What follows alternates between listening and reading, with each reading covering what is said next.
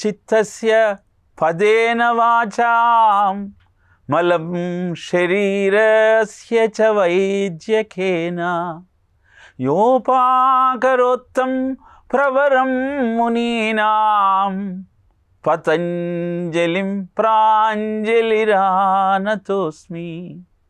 ఆబాహు పురుషాకారం శంఖచక్రాసిధారిణం సహస్రశిరసే శ్వేతం ప్రణమామి పతంజలిం.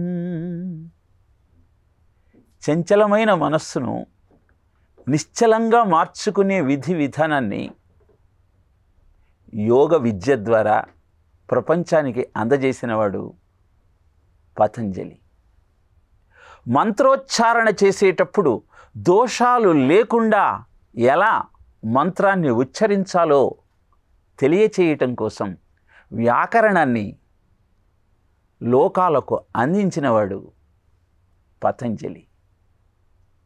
ఇక అనుష్ఠానం చేసేటప్పుడు సమం కాయ శిరోగ్రీవం ధారయన్ అచలం స్థిర సంప్రేక్ష నాసికాగ్రం స్వం దిశశ్చన అవలోకయన్. నడుమును నిఠారుగా ఉంచి తల, మెడ, వెన్నెముక అన్నీ ఒక సరళ లేఖలో ఉండే విధంగా ఎలా కూర్చోవాలో, ఎలాంటి శక్తియుక్తులను నువ్వు అలవాటు చేసుకోవాలో,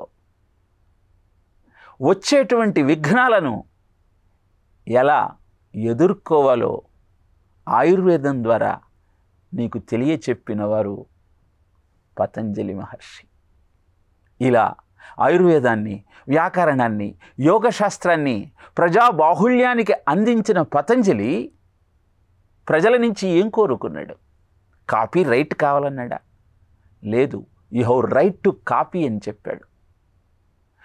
ఆర్షవాంగ్మయాన్ని ప్రపంచానికి అందించిన ఋషి పీఠమంతా లోక కళ్యాణం మాత్రమే తమ లక్ష్యంగా ఎంచి వారు ఆశ్రమవాసం చేస్తూ కందమూలాలు తింటూ అద్భుతమైన విజ్ఞానాన్ని మనకు పంచి ఇచ్చారు. అలాంటి అద్భుతమైన ఋషిపీఠమైన భారతదేశంలో స్వార్థబుద్ధి పెరిగి తమ దగ్గర ఉన్న విజ్ఞానాన్ని ఏ విధంగా ధనంగా మార్చుకోవాలి అన్న ఆలోచనతో ప్రజలలో భయభ్రాంతులను కలుగజేస్తూ వాటి ద్వారా తమ పబ్బాన్ని గడుపుకునేటువంటి బాధ గురువుల సంఖ్య పెరుగుతూ ఉన్నది. గురు సందేశం కార్యక్రమంలో బాధ గురువులకు, బోధ గురువులకు ఉన్న వ్యత్యాసాన్ని వివరించి చెప్పాలి అన్నదే తాపత్రయం. గురు సందేశాన్ని సక్రమంగా మనం స్వీకరించగలిగినప్పుడు మన అన్ని సమస్యలకు పరిష్కారం తప్పకుండా దొరుకుతుంది. శ్రీ దత్తాత్రేయుల వారు ప్రత్యక్షంగా తనను స్మరించిన ప్రతి భక్తుడికి దర్శనమిచ్చి మరీ వారి సమస్యలన్నింటినీ పరిష్కరిస్తారు. అలాంటి గురు పరంపర యొక్క సంస్కారము కలిగిన వాడే విష్ణుదత్తుడు. అందుకే దత్తాత్రేయుల వారు తనకు ప్రసాదించినటువంటి దివ్య మంత్ర శక్తిని ప్రజల హితం కోసం ఉపయోగించటం ప్రారంభించాడు. ఇలా విష్ణుదత్తుని యొక్క ఆలోచన విధానాన్ని ఇంత ఉపోద్ఘాతంతో నీకెందుకు తెలియజేస్తున్నానో తెలుసా మహేంద్ర?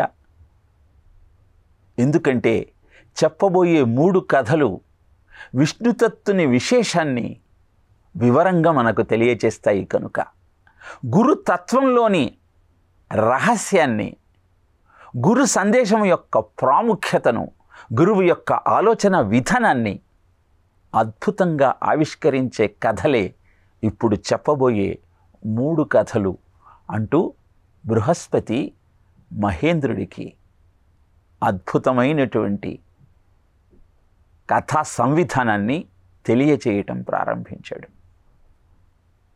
ఆసక్తిగా ఆ విశేషాన్ని వినాలని దేవేంద్రుడు కుతూహలంగా కూర్చున్నాడు. దేవేంద్ర, విష్ణుదత్తుడు దత్తాత్రేయుల వారి దగ్గర నుంచి పొందిన దివ్య మంత్ర ప్రభావంతో తనను ఆశ్రయించిన ప్రతి ఒక్కరికి అద్భుతమైనటువంటి ఫలితాన్ని అందే విధంగా మార్గదర్శకం చేయటం ప్రారంభించారు. అలా ఆయన అందిస్తున్న విజ్ఞానం కారణంగా మాతాపురంలో ఉన్న ప్రజలే కాదు, చుట్టుపక్కల ఉన్న ప్రాంతాల వారు కూడా లాభాన్ని పొందగలిగారు. మాతాపురానికి ఉత్తరాన కుశస్థలి అనేటువంటి ఒక బ్రాహ్మణ అగ్రహారం ఉంది. ఆ అగ్రహారంలో ఒక బ్రాహ్మణుడికి పుడుతూనే వాతగుల్మ రోగంతో బాధపడే పుత్రుడు ఉదయించాడు. ఏం చేసినా ఆ వ్యాధి నయం కావటం లేదు. వయసు పెరుగుతున్న కొద్దీ ఆ వ్యాధి ముదరటమే కాదు, కొత్త రోగాలు సంక్రమించటం ప్రారంభించాయి. తదనంతరము తన పిల్లవాడి సంరక్షణ ఎవరు చేస్తారు అన్న ఆలోచన కలిగింది ఆ బ్రాహ్మణుడికి. అందుకే పసిప్రాయంలోనే వివాహం చేశాడు సుమేధనిచ్చి. సుమేధ ముక్కు పచ్చలారని ముద్దు బిడ్డ. ఎదిగి ప్రాయానికి వచ్చి కాపురానికి వచ్చే సమయానికి బ్రాహ్మణ దంపతులిద్దరూ మరణించాడు. మిగిలింది రోగగ్రస్తుడైన సుమేధ భర్త ఒక్కడే. ఆ పసిప్రాయంలోనే యవ్వన ప్రాంగణంలోకి అడుగుపెట్టినటువంటి మొదటి రోజులలోనే మహత్తరమైన బాధ్యత సుమేధ భుజస్కంధాల మీద పడింది.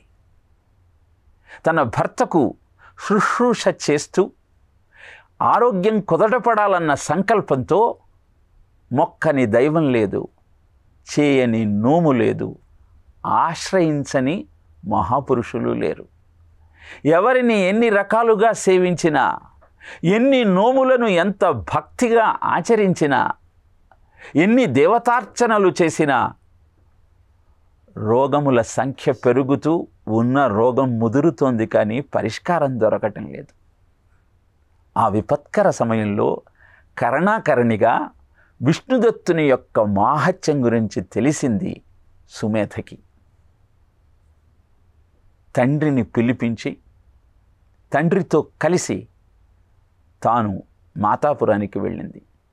విష్ణుదత్తునికి నమస్కరించి పాదాభివందనం చేసి భోరున ఏడవటం ప్రారంభించింది. తన పరిస్థితినంతా వివరించింది. దత్తాత్రేయుడు మనకు తోడుగా ఉండగా భయం ఎందుకమ్మా? ఆయనను స్మరిస్తే చాలు, నీ సమస్యలనన్నింటికీ పరిష్కారాన్ని అందించేటువంటి మహాదేవుడు శ్రీ దత్తాత్రేయుడు. చింతించకు, నీ భర్త ఆరోగ్యాన్ని తప్పకుండా కుదుటపరిచే బాధ్యత నాది అని ధైర్యం చెప్పాడు. గురువు మొట్టమొదట చేయాల్సింది శిష్యుడికి ఆత్మవిశ్వాసం కలిగించటం. విపత్కర పరిస్థితుల్లో ఉన్న సాధకుడు ఏం చేయాలో దిక్కుతోచని పరిస్థితిలో గురువును ఆశ్రయించినప్పుడు ఆ భయాన్ని పెంచితే అది హానికారకమవుతుంది. అలా కాకుండా నేనున్నానన్న ధైర్యాన్ని నువ్వు శిష్యుడికి కలగజేసినప్పుడు అది అతని జీవనానికి సువర్ణ సోపానాలను నిర్మిస్తుంది. అలా బాధపడుతున్న సుమేధకు అద్భుతమైన ఆత్మస్థైర్యాన్ని ఇచ్చాడు విష్ణుదత్తుడు. తండ్రి కూతుళ్లతో కలిసి కుశావర్తానికి వెళ్ళాడు. రోగి పరిస్థితి చూశాడు. త్రిదోషాలు సంక్రమించి సన్నిపాత జ్వరం ప్రకోపించి స్పృహలేని స్థితిలో ఉన్నటువంటి సుమేధ భర్తను చూశాడు. నిజానికి విష్ణుదత్తుని దగ్గర ఉన్నటువంటి దత్తాత్రేయుని శక్తి ఆ రోగాలనన్నింటినీ త్రుటిలో నయం చేయగలవు. మరి విష్ణుదత్తుడు అలా తన దగ్గర ఉన్న అద్భుతమైన శక్తితో మరుక్షణం ఆ రోగాలన్నింటినీ మాయం చేశాడా? లేదు, ఆలోచన చేయటం ప్రారంభించాడు. ఈ వ్యక్తి యొక్క వ్యాధులను నాకు దత్తాత్రేయుడు ఇచ్చిన శక్తితో మరుక్షణం మాయం చేస్తే ఈ వ్యక్తికి వచ్చే ప్రయోజనం ఏమిటి? ఆ వ్యక్తితో పాటు కుటుంబానికి వచ్చే ప్రయోజనం ఏమిటి? తద్వారా దేశానికి సమాజానికి కలిగే లాభం ఏమిటి? మరుక్షణంలో రోగాలన్నింటినీ మటుమాయం చేస్తే వీరంతా నన్ను దేవుడిలాగా గౌరవిస్తారు, పూజిస్తారు, సత్కరిస్తారు, సన్మానిస్తారు. దాని వలన వారికి నా పట్ల ఆరాధనా భావన పెరుగుతుంది. వ్యక్తి ఆరాధనకు ప్రాధాన్యత ఇయ్యాలా, వ్యక్తిత్వ నిర్మాణాన్ని లక్ష్యంగా ఎంచుకోవాలా అని ఆలోచించాడు. రోగం ఎందుకు వస్తుంది? వచ్చిన రోగాన్ని ఎలా పోగొట్టుకోవాలి? ఇవన్నీ ఆయుర్వేద శాస్త్రం చాలా చక్కగా వివరించింది.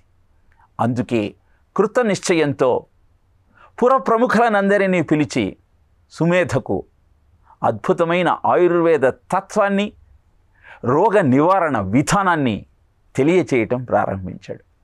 పురప్రముఖులారా, సుమేధ భర్త మాట్లాడే పరిస్థితిలో లేడు. జలోదరము, క్షయ, భగంధరం ఇలాంటి వ్యాధులన్నీ సుమేధ భర్తలో కనపడుతూ ఉన్నాయి. అసలు రోగం అంటే ఏమిటి? రోగాస్తు దోష వైషమ్యం దోష సామ్యం అరోగత అని చెప్పింది ఆయుర్వేదం. అంటే కఫ పిత్త వాత దోషముల కారణముగా, వాటిలో ఉన్న వ్యత్యాసాల కారణంగా వ్యాధులు సంక్రమిస్తాయి.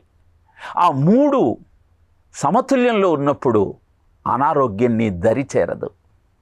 మరి ఈ కఫపిత్తవాతాలలో వ్యత్యాసం ఎందుకు వస్తుంది అంటే, రోగ శోక పరితాప బంధన వ్యసనానిచ ఆత్మాపరాధ వృక్షాణ ఫలాన్యేతాని దేహినాం అని తెలియజేసింది శాస్త్రం. అంటే దేహం అనే చెట్టుకు రోగము, శోకము, పరితాపము, బంధనము, వ్యసనము ఇవన్నీ కూడా వారి వారి కర్మ ఫలాలను అనుసరించి పూచే పళ్ళు, కాయలు. కనుక పూర్వజన్మలలో నువ్వు చేసిన పాపాల కారణంగా నీకు వ్యాధి సంక్రమిస్తుంది. పూర్వజన్మ కృతం పాపం వ్యాధి రూపేణ పీడిత.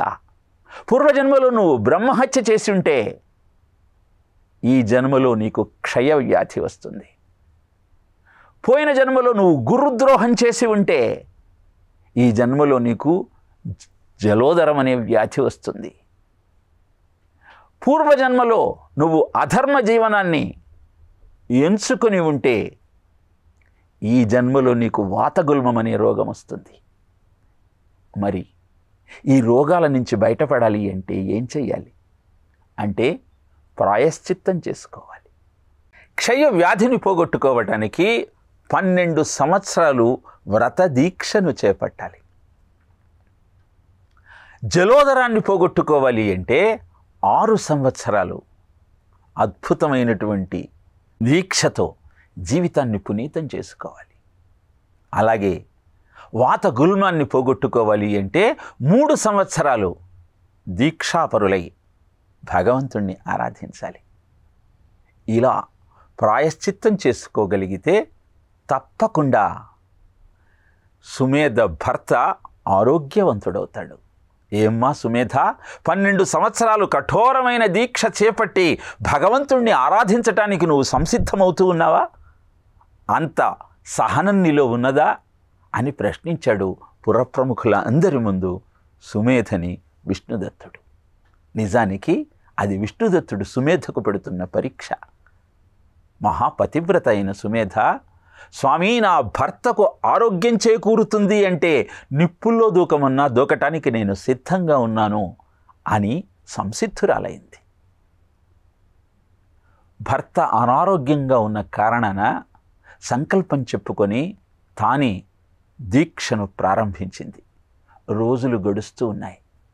12 సంవత్సరాల కాలం అవసరం లేకుండానే కొలది కాలంలోనే సుమేధ భర్తకు ఆరోగ్యం కుదుటపడసాగింది. లేచి కూర్చొని దీక్షలో భాగస్వామ్యం అయ్యేటువంటి స్థితికి చేరుకున్నాడు.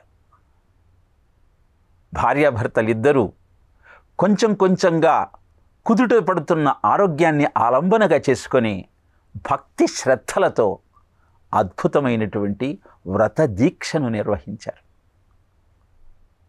ఇలా సమయం గడుస్తున్న కొద్దీ రోగాలన్నీ కుదుటపడి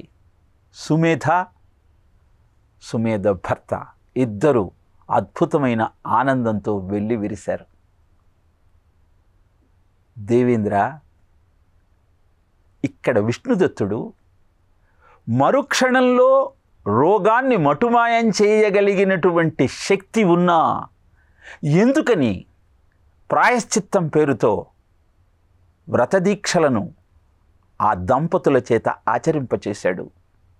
గురుతత్వం ఏమిటో నువ్వు గమనించగలిగావా? అర్థం చేసుకోగలిగావా అంటూ ప్రశ్నించాడు బృహస్పతి.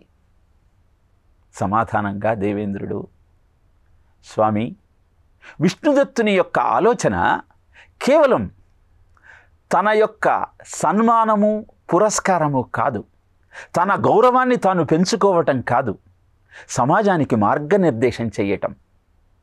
అకుంఠితమైనటువంటి దీక్షతో ఆ దంపతులలో భగవద్భక్తిని ప్రేరేపించి తద్వారా చిత్తశుద్ధిని, బుద్ధి ప్రచోదనాన్ని కలుగజేసి శాశ్వతమైనటువంటి పరిష్కారం ఆ దంపతులకు తెలియచేయటమే. రోగం అనేది ప్రారంధం, ఎవరికైనా వస్తుంది. కానీ సాధన ద్వారా ఆ రోగాన్ని పోగొట్టుకోవటం అనేది మానవ ప్రయత్నం, అదే ప్రాయశ్చిత్తం. కనుక రోగాలతో బాధపడేవారు చేతిగుడ్డలతో, తైల మర్దనాలతో మీ రోగాలన్నీ పోతాయని ఎవరైనా ప్రచారం చేస్తుంటే ఎట్టి పరిస్థితుల్లో నమ్మకండి. ఎందుకంటే అవన్నీ వారి ధవన సముపార్జన కోసం స్వార్థ బుద్ధితో మిమ్మల్ని మోసం చేసే ప్రయత్నాలే.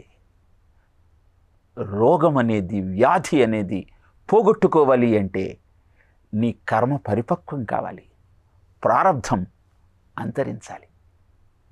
ఆ రోగం కుదుటపడిన తరువాత వ్రత నియమాలతో సుఖకరమైన జీవితం కోసం సత్కర్మలను ఆచరిస్తూ అద్భుతమైన ఆనందాన్ని నువ్వు అందుకోవచ్చు అంటూ విష్ణుదత్తుడు సుమేధ భర్తకు ఏ విధమైనటువంటి ప్రాయశ్చిత్తాన్ని చేసి వారి ఆరోగ్యాన్ని వారికి అందించాడో వివరించాడు. అనంతరం సుమేధ, ఆమె భర్త ఇద్దరూ విష్ణుదత్తుణ్ణి ఇంటికి ఆహ్వానించి సన్మానించి ఇంటిలో వారిని ఉంచుకొని విశేషంగా సత్కరించారు. విష్ణుదత్తుడు కూడా సుమేధను సొంత బిడ్డలా ఆదరించి ఆమె భర్తకు దత్తస్తవాన్ని నేర్పించి తద్వారా ప్రతినిత్యము సమస్యలన్నింటికీ పరిష్కారాన్ని ఎలా తెలుసుకోవాలో వివరించాడు. వింటున్న మనందరికీ సందేహం కలుగుతుంది. మనము దత్తాత్రేయుని చరిత్ర వింటూ ఆయన మహిమలను కథల రూపంలో తెలుసుకుంటున్నాం. మరి మాకొచ్చే వ్యాధులకు, మేము ఎదుర్కొనే సమస్యలకు పరిష్కారం గురుచరిత్రలో ఏదైనా ఉందా? అనేకమైన బాధలతో, వ్యాధులతో, ఆధలతో బాధపడే మాకు గురుచరిత్ర ఎలాంటి పరిష్కారం తెలియచేస్తుంది అంటే అద్భుతమైన పరిష్కారాన్ని అందజేస్తుంది గురుచరిత్ర పారాయణ. గురుచరిత్రలోని 13వ అధ్యాయాన్ని ప్రతినిత్యము పఠిస్తూ భూమిం ప్రదీక్షణకృత్య సశిష్యో వీక్షమాతరం జహార ద్విజ శూలార్థిం శ్రీదత్త శరణం మమ అన్న శ్లోకాన్ని ప్రతినిత్యము 108 సార్లు పారాయణ చేసి వ్యాధి నుంచి బయటపడిన తరువాత గాణుగాపురం వెళ్ళి స్వామిని దర్శించినట్టయితే మీ సమస్యలన్నీ, మీ వ్యాధులన్నీ, మీ ఆధలన్నీ అంతర్ధానమవుతాయి. గురుచరిత్రలోని 13వ అధ్యాయంలోని కథను ఈ సందర్భంలో ఒక్కసారి జ్ఞాపకం చేసుకుందాం. శ్రీ నృసింహ సరస్వతి స్వామివారు పర్యటన చేస్తూ తన జన్మస్థలానికి చేరుకున్నారు. అక్కడ పూర్వాశ్రమంలో ఆయన సోదరి అయిన రత్న స్వామి దగ్గరికి వచ్చి, నాకు ఆత్మశాంతి కావాలి, తపస్సు చేసుకుంటూ నిర్లిప్తమైన జీవనాన్ని గడపాలని అనిపిస్తోంది, ఏదైనా మార్గం చూపించండి స్వామి అని అభ్యర్థించింది. ఆడవారికి భర్తను సేవించటం కంటే గొప్ప మంత్రం ఏదీ లేదమ్మా. ఉపవాసమ్ములు వ్రతములు తపములు వేయేలా భర్త దైవతమను గొల్చు సాత్వికే నృపవర దుర్లభము లేదు నిఖిల జగములన్. ఉపవాసాలు, వ్రతాలు, తపాలు, నోములు, జపాలు ఇవన్నీ స్త్రీలు విశేషంగా చేయాల్సిన అవసరం లేదు. భర్తే దైవతమని నిష్కపటతో ఆయనను కొలిచినట్టయితే ఏదైనా సాధించవచ్చు. అలాంటి అద్భుతమైనటువంటి సత్యాన్ని గ్రహించు అంటూ రత్నకు తెలియజేశారు స్వామి. అనంతరం, మీరు త్రికాలజ్ఞులు స్వామి, నా భవిష్యత్తు ఎలా ఉంటుందో చెప్పండి అంటూ ప్రార్థించింది. సమాధానంగా, పోయిన జన్మలో నువ్వు అన్యోన్యంగా ఉన్న ఇద్దరు దంపతులను విడదీశావు. దాని కారణంగా నీ భర్త నిన్ను వీడి సన్యాసం స్వీకరించి ఇంటి నుంచి వెళ్ళిపోతాడు. నీకు గోహత్య చేసిన కారణాన పూర్వజన్మలో కుష్ఠవ్యాధి వస్తుంది అని జరగబోయేటువంటి ప్రమాదాన్ని ముందరే తెలియజేశారు స్వామి. భయపడింది ఆ ఇల్లాలు. నాకు తరుణోపాయం చెప్పమంది. బాధపడకు, కుష్ఠవ్యాధి నీకు జీవిత చరమాంకంలో వృద్ధాప్యంలో వస్తుంది.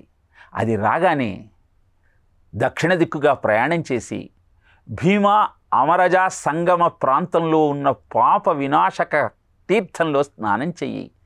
అక్కడ నీకు నేను నా దర్శనాన్ని అందచేస్తాను.